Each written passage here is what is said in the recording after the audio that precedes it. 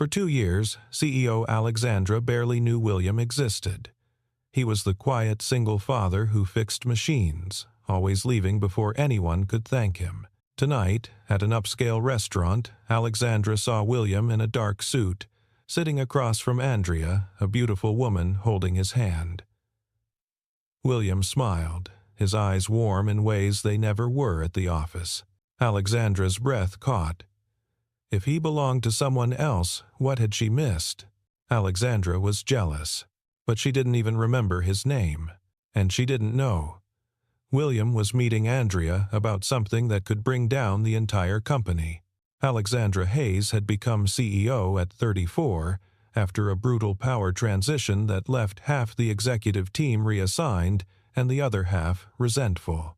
The board had chosen her for her efficiency, her ability to make decisions without hesitation, her refusal to let sentiment cloud judgment. She lived by cold rules, fast decisions, and hard numbers that could be measured, tracked, and optimized. She hated emotional complications with an intensity that bordered on phobia, and the reason lived in her memory like a permanent scar. She'd watched her mother fall into depression after a shattered marriage, watched a strong woman become a shell of herself over a man who'd promised forever and delivered abandonment instead. Young Alexandra had made a vow then: never be weak, never be vulnerable, never let anyone have that kind of power over you. The belief had rooted deep in her mind, growing into the foundation of everything she built. Weakness gets left behind. Employees are just positions on a chart. Love is a liability that successful people cannot afford. She ran the company the way she ran her life, with precision, distance, and an unwavering focus on results. None truly knew her. William Carter was 36, a night shift maintenance technician who stayed quiet, kept things clean, and never fought for credit. He raised his 7-year-old daughter Louisa alone, a responsibility that shaped every decision he made, every hour he worked, every sacrifice he accepted without complaint. He always carried his phone on emergency mode, terrified the school might call at any moment with news of an accident, an illness, some crisis that would require him to choose between his child and his job. That fear lived in his chest like a constant weight. William had once been exceptional at his work, the kind of engineer who saw solutions others missed, who built systems that lasted. But he'd buried himself after a tragedy that changed everything, choosing invisibility over ambition because visibility meant risk, and risk meant losing the one thing he had left. Louisa was unusually perceptive for her age, understanding things so deeply that she pretended to be fine when she wasn't. She'd learned to read her father's moods, to sense when money was tight, to know when he was tired even though he smiled. Her greatest fear was simple and devastating: that her father would disappear like her mother had, that one day she'd wake up and he'd be gone too, leaving her completely alone. The company's power structure shaped everything that happened within its walls. George was the chief financial officer, a brilliant manipulator who controlled numbers like weapons, who could make profits appear or vanish depending on how he framed the data. He'd built an empire of influence through favors, secrets, and carefully constructed narratives that positioned him as indispensable. Vanessa directed communications and public relations, close to Alexandra, expert at polishing the company's image until it gleamed. She knew how to spin disasters into opportunities, how to control the story before it could control them. Her loyalty appeared absolute, but it actually belonged to whoever held power. Henry served as chief operating officer, practical but still possessing a conscience that occasionally troubled him. He saw more than he said, understood more than he revealed, and carried the burden of knowing things he couldn't yet prove. Otis chaired the board of directors, caring only about deals and profits and quarterly reports that impressed shareholders. He'd placed Alexandra in power because she delivered results, and he'd remove her just as quickly if those results stopped coming. Amanda ran human resources, seeing William's struggles but lacking the authority to help. She processed his schedule change requests, watched him accept unfair treatment, noticed the exhaustion in his eyes, and felt powerless to intervene against George's interference. Alexandra ignored William for reasons that made perfect sense to her. George and Vanessa had defined him from the start as just a maintenance worker who complained too much, who constantly requested schedule changes, who lacked the dedication that serious employees demonstrated. Alexandra was used to seeing people through files and performance indicators, not with her own eyes. She trusted her executives to filter information, to bring her only what mattered, to handle the mundane details that didn't require her attention. William actively made himself invisible because he didn't want anyone noticing his private life or his daughter. Attention meant questions. Questions meant explanations. Explanations meant revealing vulnerabilities that could be exploited. He'd learned that lesson the hard way. There was an old file locked in the HR system related to William, tagged as confidential and restricted. The approval signature on that file belonged to George, and the date went back 3 years, to a time when William had been someone different, before tragedy had reshaped his world. William had saved the company more times than anyone knew, performing miracles in the shadows while others took bows in the light. The night the data warehouse lost power during a critical backup cycle, he'd run alone to the technical floor and rescued the system before it could catch fire or explode, working in darkness with nothing but his phone, flashlight, and his knowledge of every wire, every circuit, every potential failure point. He'd saved 6 months of irreplaceable data, and nobody knew his name. When the elevator jammed with a group of executives trapped inside, Alexandra only noticed the lights coming back on, heard the relieved voices, saw people stepping out safely. She never knew who fixed it, never asked who'd climbed into the shaft to manually release the brake, who'd risked his safety to ensure theirs. During a critical demonstration for partners who could make or break a major contract, equipment malfunctioned 30 seconds before the presentation. William repaired it in 90 seconds flat, his hands steady and sure, before stepping back behind the curtain where he belonged. The demonstration succeeded. Alexandra shook hands with the partners. William went back to checking inventory. Alexandra unconsciously expected everything to work smoothly. She took it for granted, the way people take air for granted, never noticing it until it's gone. The systems functioned because someone made them function. The building stood because someone maintained it. The daily operations continued because people like William showed up and did work nobody else wanted to do. Louisa appeared indirectly in these moments, a ghost presence that shaped her father's choices. William requested schedule changes to pick up his daughter from school, to take her to doctor appointments, to be present for the parent-teacher conferences that mattered so much to her. HR Director Amanda tried to process these requests with compassion, but George dismissed the paperwork, marked it as low priority, suggested that people who couldn't commit fully to their jobs should find other employment. William accepted unpaid overtime to avoid drawing attention, swallowing his pride because pride didn't pay for groceries or rent or the health insurance that kept Louisa safe. He learned to ask for nothing, expect nothing, need nothing, becoming so invisible that even his name faded from memory. Vanessa planted seeds carefully, dropping comments to Alexandra over coffee or during car rides between meetings. She told Alexandra not to worry about people like William, that they only caused trouble, that they viewed accommodations as weaknesses to exploit rather than necessities to balance. The message sank in through repetition, becoming assumed truth. Henry accidentally discovered a technical report bearing William's name while searching through archived files for something unrelated. The innovation described in the report was brilliant, the kind of forward-thinking solution that could save millions. But when Henry checked the current version of the file, the author had changed. The finance department was now credited with the work.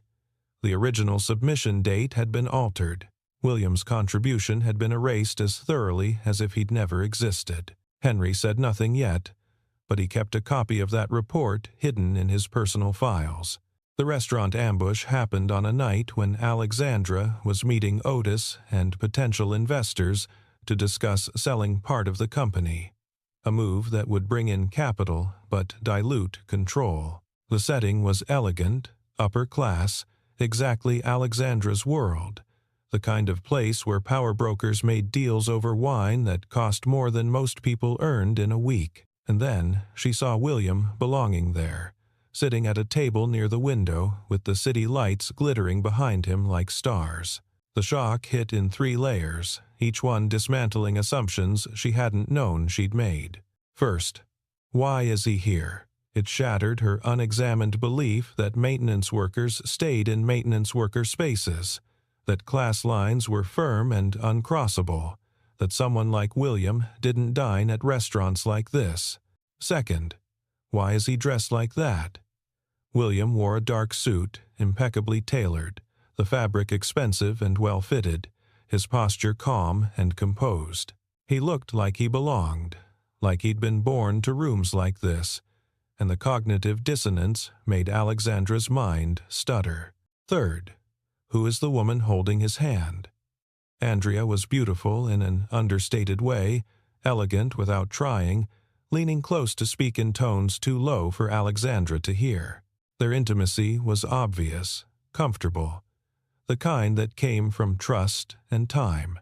Details made Alexandra feel genuine jealousy, a hot, uncomfortable emotion she wasn't accustomed to experiencing. Andrea leaned close and spoke softly, her expression serious. William listened with complete attention and nodded like a man being respected, being valued, being seen as an equal. His opinion mattered to this woman in ways it clearly didn't matter at work. William smiled, and that smile broke something in Alexandra's chest. That smile was nothing like his silence at the office, nothing like the neutral expression he wore when passing her in hallways. This smile was warm, genuine, unguarded. It transformed his face, revealed a person Alexandra had never glimpsed, suggested depths she'd never imagined. She felt like she knew nothing about him at all, and worse, like she'd never tried to know. Her water glass trembled slightly in her hand. She looked away, forcing her attention back to Otis and the investors. But her eyes returned against her will, drawn to the sight of William being treated like someone who mattered. Alexandra caught fragments of Andrea's voice during a lull in her own conversation, just enough to hear. "Tomorrow, if you sign these papers, George will have nowhere to run." The words made no sense in the context Alexandra understood. George was her CFO, her right hand in financial matters, trusted and essential. What papers? What did William have that could threaten George? From that night forward, Alexandra started paying attention to William with an intensity that felt almost obsessive. She asked Vanessa the next morning, trying to sound casual. "What's that technician's name?" "The one who works nights?" Vanessa deflected smoothly, tried to steer the conversation away toward more important matters. She suggested Alexandra shouldn't waste mental energy on lower-level employees, that there were bigger priorities, that delegation existed for a reason. But Alexandra persisted until Vanessa relented with visible reluctance. "William Carter. He's in maintenance. Why do you ask?" Alexandra didn't answer, but her mind was already moving, planning, calculating. She did something wrong but very characteristic of a CEO operating on incomplete information and unexamined jealousy.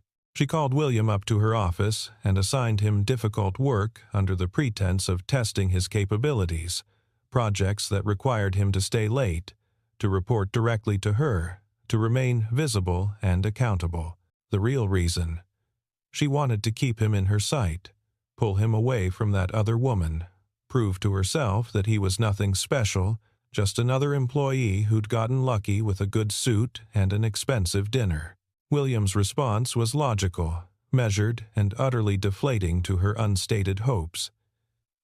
He didn't flatter or show fear or seem impressed by her attention. He only asked, "Will I be allowed to keep a schedule that lets me pick up Louisa?" The question should have been reasonable, a parent asking for basic accommodation. But Alexandra felt her pride stung, her ego bruised by his apparent indifference to her interest. She assumed he was leveraging a new relationship to make demands, using his connection to this Andrea woman as leverage against company policy. She'd completely misread the situation, but she didn't know that yet. George exploited the opportunity immediately, with the instincts of a predator sensing wounded prey. He spread information through carefully selected channels, suggesting William was colluding with outsiders against the company, possibly selling proprietary information, definitely becoming a security risk that needed addressing. The rumors spread like disease through the office ecosystem, whispered in break rooms and forwarded in encrypted messages. Alexandra asked Vanessa to investigate Andrea, to find out who this woman was and what she wanted. Vanessa smiled, that practiced expression that revealed nothing.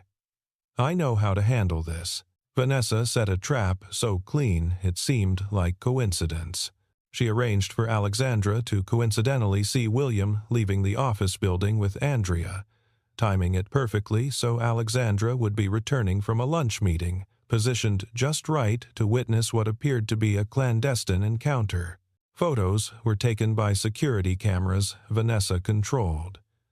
The images were leaked into internal group chats as seemingly organic insider information, with commentary suggesting concern about data breaches. Pressure built quickly. Speculation grew. The maintenance technician is exposing company secrets. The quiet one is always the one you should watch. We need to protect ourselves.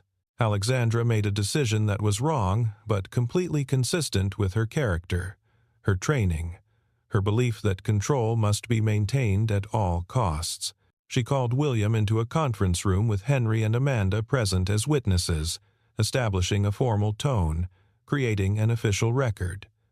Her voice was ice when she spoke. "Explain your relationship with Andrea." William's expression didn't change, but something flickered in his eyes. "Are you selling information?" The accusation hung in the air like poison. William felt insulted not by the words themselves, but by what they revealed about how little Alexandra thought of him, how quickly she'd assumed the worst, how thoroughly she'd judged him without evidence or trial. He didn't beg. He didn't defend. He only said, his voice quiet and steady, "I work here because my daughter needs health insurance." The statement was simple truth, not a plea, not an excuse, just the reason he endured disrespect and invisibility and unjust suspicion. Louisa needed medical coverage. That need outweighed his pride. Alexandra didn't soften her tone. If anything, his refusal to grovel irritated her further. "From now on, you follow the schedule I set. No exceptions. No special accommodations. If you can't commit fully to this company, perhaps you should reconsider your employment." The ultimatum was clear. Submit completely or leave. William looked straight at Alexandra for a long moment, seeing her clearly, maybe for the first time, understanding that this woman would never see him as anything but a problem to be managed or eliminated. He made his choice. "You never knew who I was," he said quietly, "but now you want to decide how I live." He pulled a single sheet of paper from his pocket, already prepared, already signed, his resignation letter. He placed it on the conference table between them, effective immediately. He walked out without waiting for a response, leaving Alexandra staring at the letter, feeling like she'd won and lost something simultaneously. Louisa heard her father say he was quitting when he picked her up from school that afternoon, his voice carefully controlled but his hands tight on the steering wheel. She panicked with the pure terror only a 7-year-old who'd already lost one parent could feel. "Because of her?" Louisa asked quietly, meaning Alexandra, meaning the woman who'd made her father's face look like that. William didn't answer. But silence was an answer. Louisa turned to look out the window, her small face set in an expression far too old for her years. That night, the company's systems began showing unusual errors. Small things at first, glitches that could be explained away as normal technical hiccups. But the pattern suggested something else. It was as if someone was slowly removing the safety brake piece by piece, letting the machinery spin toward inevitable disaster. For the first time in her adult life, Alexandra followed someone like a human being rather than a CEO executing a strategy. She drove herself to William's neighborhood without security, without announcement, without any clear plan beyond a need to see, to understand, to know what she'd missed. She saw him carrying Louisa up the apartment stairs in a building that had seen better decades, its paint faded and its hallways smelling of old cooking and cheaper lives. The unit was small but clean and warm, visible through windows that faced the street. There were books on shelves and drawings on the refrigerator, and a life built from love rather than money. Andrea appeared at the door, carrying a briefcase full of documents, and Alexandra watched from her car, feeling like a spy, feeling ridiculous and obsessed and unable to look away. There was no romantic scene. Nothing that suggested intimacy or passion or the relationship Alexandra had imagined. Only papers spread across a small kitchen table, appointments discussed in professional tones, reports reviewed with the focus of people working toward a common goal. Alexandra moved closer, staying in shadows, straining to hear through the partially open window. Andrea was speaking. "If you withdraw your testimony, George wins. He'll bury the evidence, restructure the shell companies, and hundreds of people will lose their jobs when he asset strips the company for personal profit." William looked at Louisa, who was coloring at the table, oblivious to the adult conversation happening around her. His voice was heavy. "I've endured enough humiliation. I won't let my daughter grow up in a place full of lies." Alexandra felt the world shift beneath her feet as understanding crashed over her in waves. Andrea wasn't a lover. She was a lawyer, an internal auditor hired secretly by someone outside the current power structure to investigate financial irregularities. Her mission: investigate George for financial manipulation and intellectual property theft, for schemes that could destroy the company Alexandra had sacrificed everything to lead. William was a witness because he'd had technical work stolen from him, his innovations taken and credited to others, his contributions erased from records, while the profits they generated enriched people who'd done nothing to earn them. He kept evidence: documents, emails, timestamps, code with his signature embedded where only he would know to look. The woman Alexandra had been jealous of wasn't a romantic rival. She was the key that could topple Alexandra's own CFO, expose corruption at the highest levels, save the company from internal sabotage.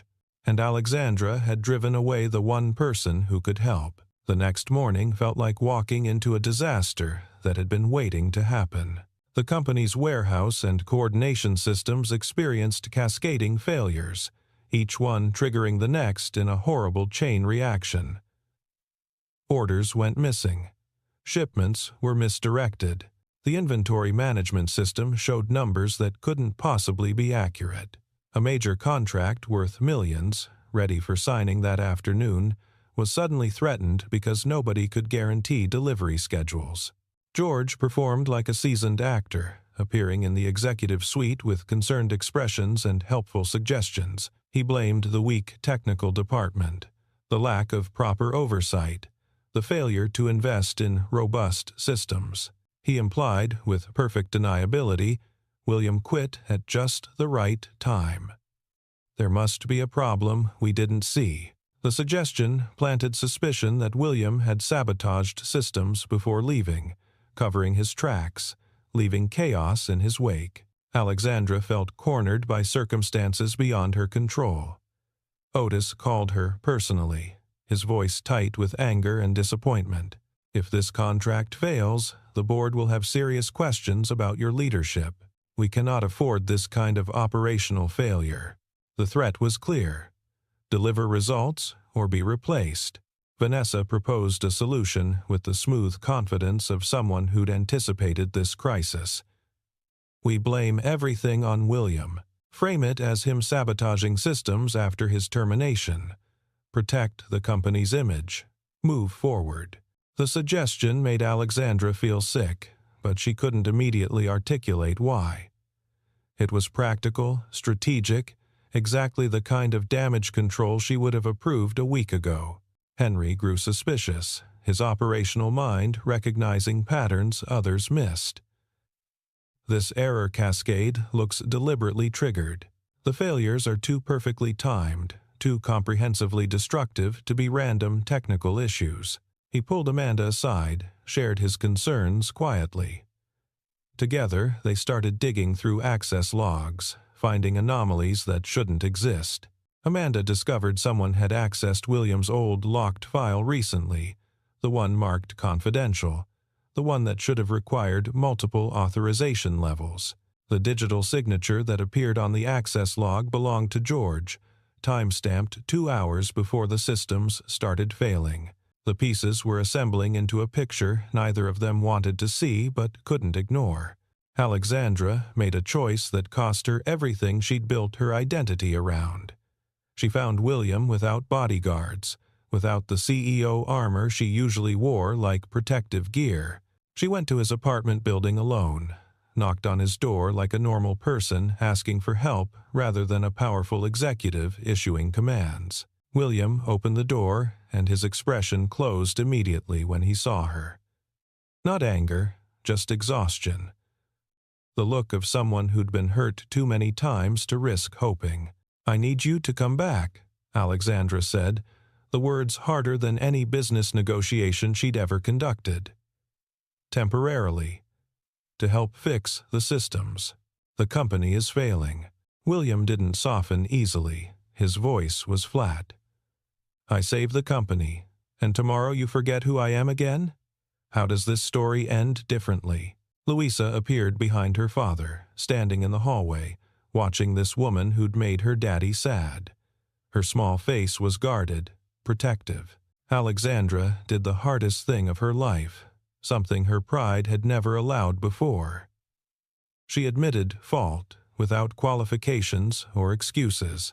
"I was wrong to judge you. I was wrong about Andrea. I was wrong about everything." The words felt like glass in her throat, but she forced them out because they were true, and truth mattered more than pride. She promised something specific, concrete, not empty words meant to manipulate. "I'll restore authorship credit to your work. All of it. I'll protect you from being scapegoated for this crisis.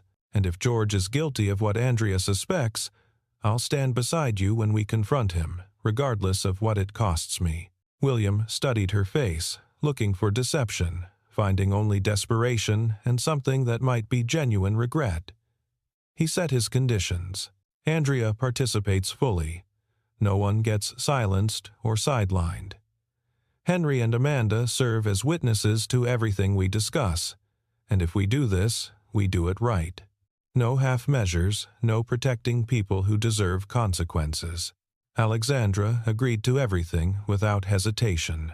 William discovered the back door in the system that night, working through code line by line, finding the trap door that only someone who'd installed it would know existed. The modification was elegant, subtle, designed to trigger failures that looked like natural technical degradation rather than deliberate sabotage. The code signature led straight to the finance department's server access, and William recognized the style, the specific syntax choices that marked it as clearly as a fingerprint.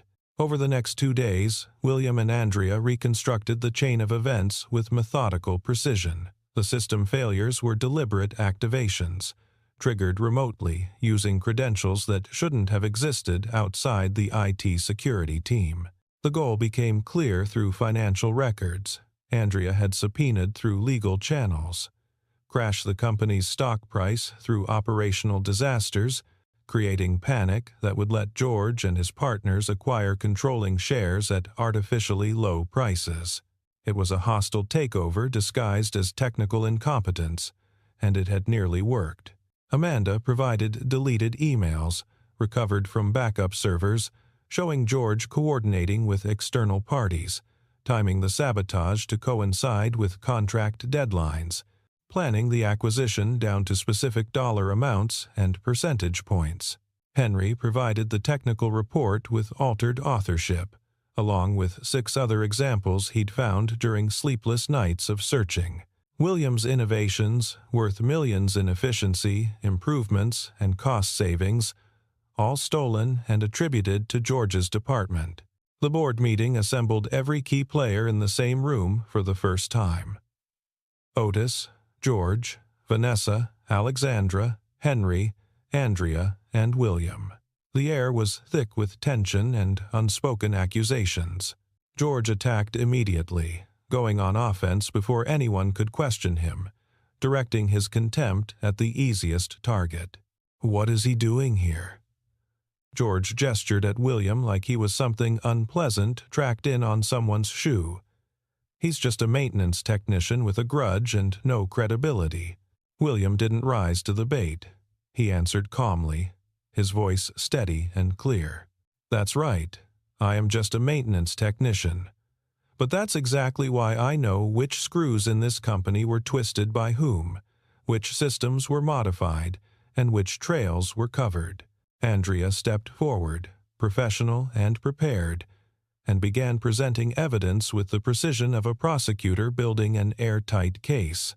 Access accounts that shouldn't exist, digital signatures that proved who triggered the sabotage, money trails leading to offshore accounts and shell companies registered under names that connected back to George through a web of corporate structures designed to hide ownership.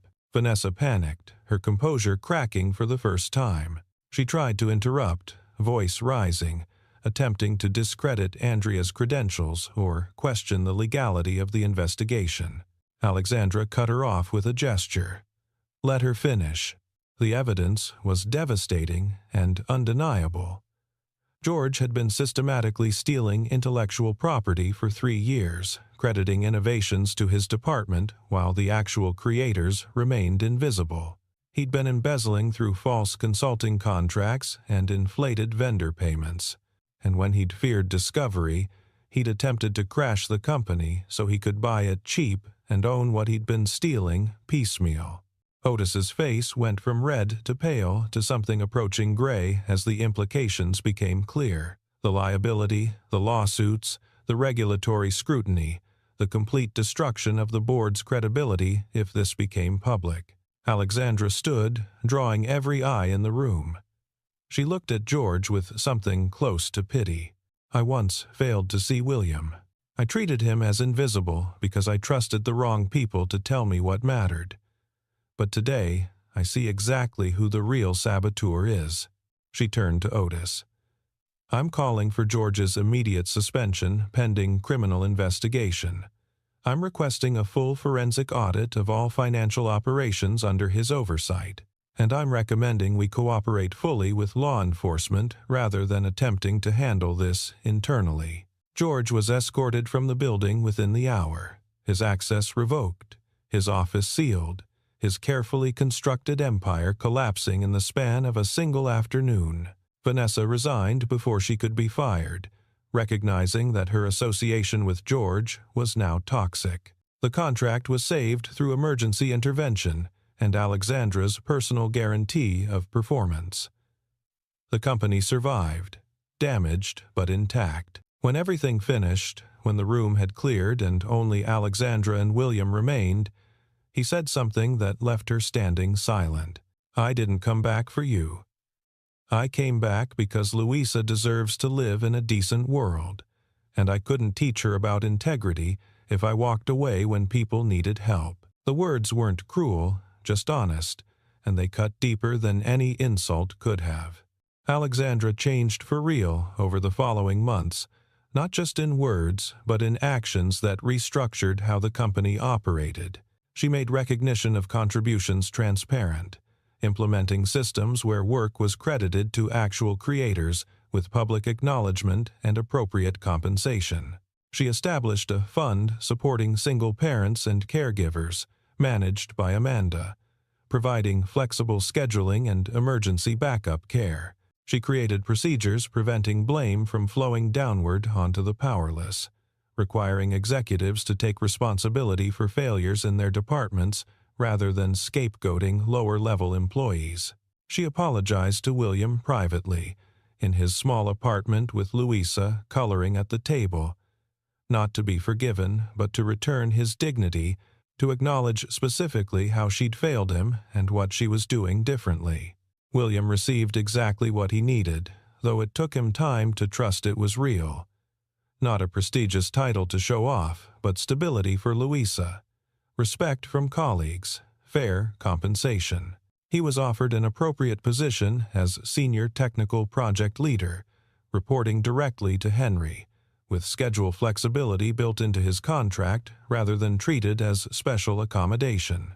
Louisa became the door that opened emotions neither adult knew how to access directly. Alexandra learned how to talk with the 7-year-old, not as a CEO managing subordinates, but as an adult learning from a child's clarity.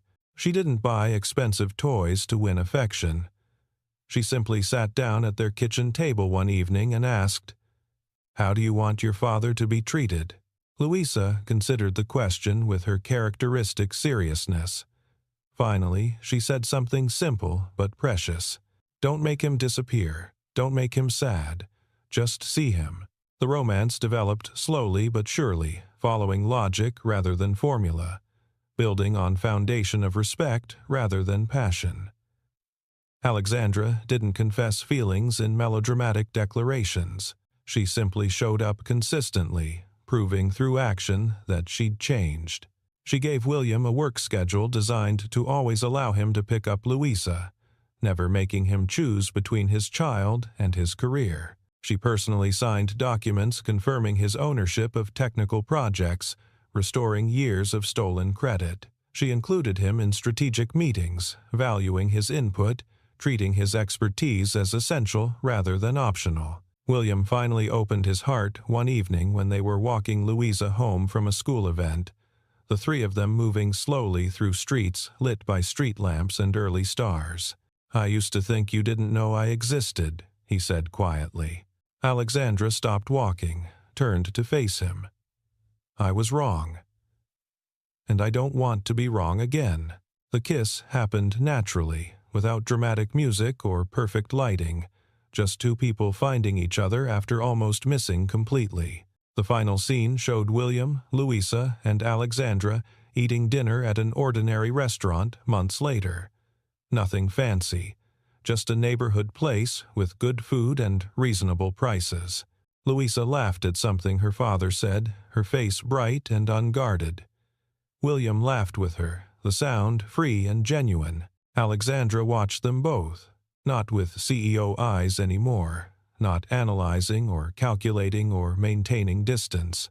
She watched with the eyes of a woman who'd finally learned how to cherish what mattered, who'd discovered that being seen was more valuable than being powerful, that love built on respect lasted longer than anything built on control. She reached across the table and took William's hand. He squeezed back, holding on, choosing to stay.